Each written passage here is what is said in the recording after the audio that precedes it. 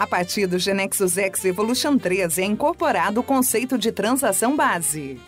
Isto oferece a possibilidade de indicar explicitamente o nome da transação cuja tabela física associada deseja percorrer, seja em um for each, em um data provider ou no grid de um web panel.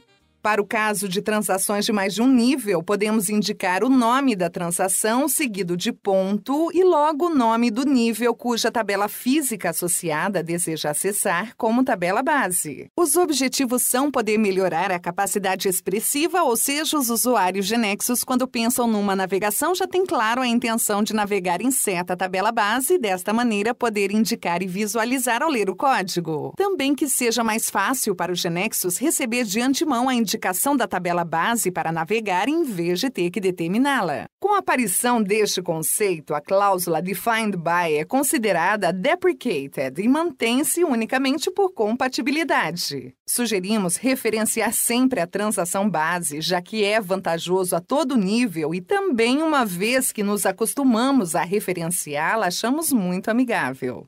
Bem, vamos ao GeneXus para ver em primeiro lugar como indicar a transação base no for each. Temos definida a transação speaker e temos criado o procedimento de nome speakers list, cujo objetivo é imprimir em formato PDF a lista de todos os oradores em ordem alfabética. Assim, vamos ao source, escrevemos for each,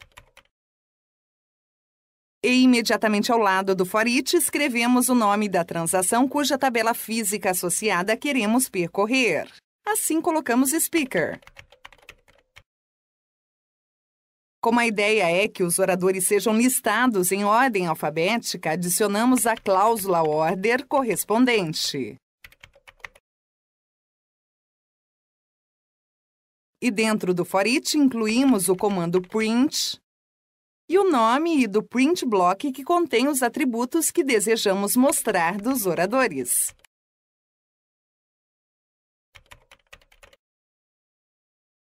Observamos que todos os atributos mencionados dentro do for each pertencem à tabela estendida da tabela base speaker. Assim, devemos cumprir, ou seja, a tabela percorrer fica determinada pelo nome da transação ou do nível da transação indicado ao lado do for each. E o conjunto de atributos incluídos entre o for each e o and for devem pertencer à tabela estendida da tabela que indicamos percorrer. Está bem claro, então, que a tabela base deste for each é speaker. Vamos ver agora outro exemplo, no qual a transação base que indicaremos corresponde ao segundo nível de uma transação. Observamos a estrutura da transação session, define as conferências e, para cada conferência, seu conjunto de oradores.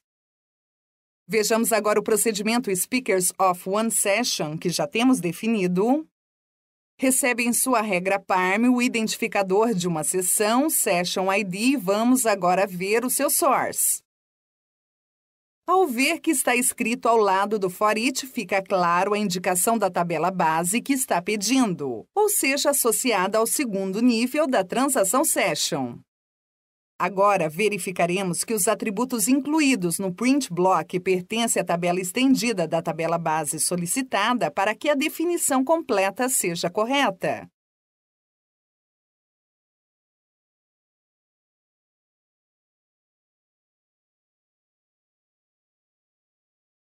Verificamos que sim, ou seja, que saíram impressos os oradores da sessão recebida por parâmetro. Também é possível declarar mais de uma transação base.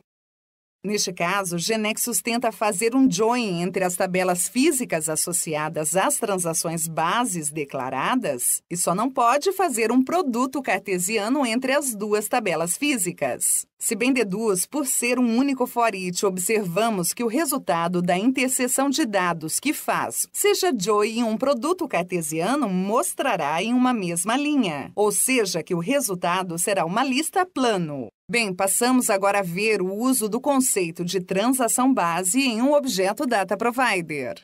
Nos data providers é declarada a transação base antecedida da cláusula from. Vamos vê-lo com um exemplo prático.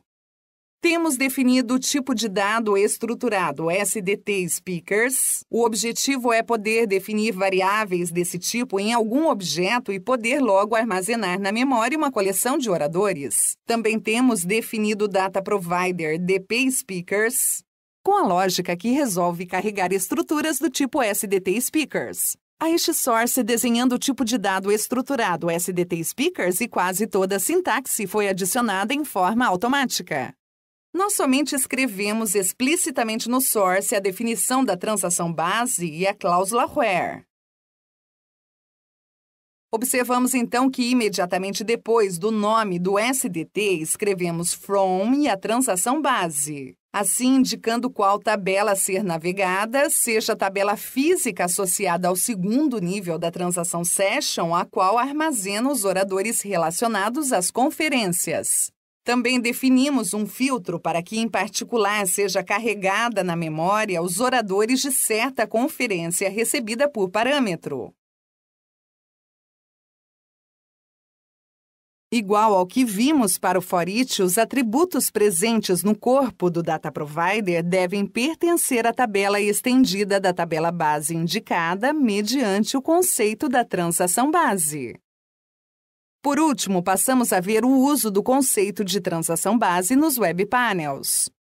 Os controles Grid Standard e Grid Freestyle oferecem a propriedade base TRN que permite indicar o nome da transação cuja tabela física associada se deseja navegar, a transação, ponto e o nome do nível. Os atributos presentes no grid devem pertencer à tabela estendida da tabela base indicada através do conceito de transação base. Neste web panel de nome WP Speakers, deseja visualizar as conferências nas quais participa um orador com identificador Speaker ID igual a 3. Com essa finalidade, no grid incluímos os atributos Session ID e Session Title. E na propriedade base TRN do grid indicamos Session.Speakers.